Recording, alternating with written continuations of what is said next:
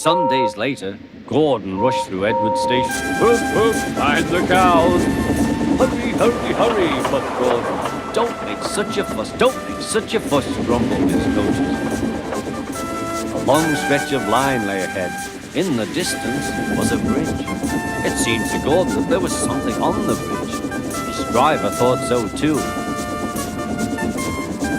Whoa, Gordon, he said and shut off steam. Oh, said Gordon, it's only a cow. Joe! Joe!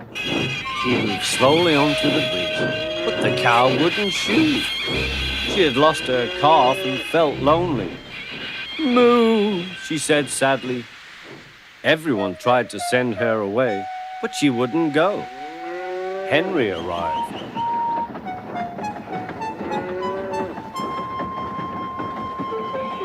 What's this?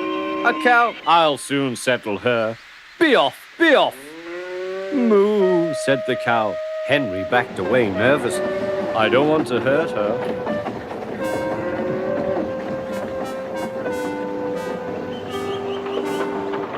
At the next station, Henry's guard told them about the cow and warned the signalman that the line was blocked.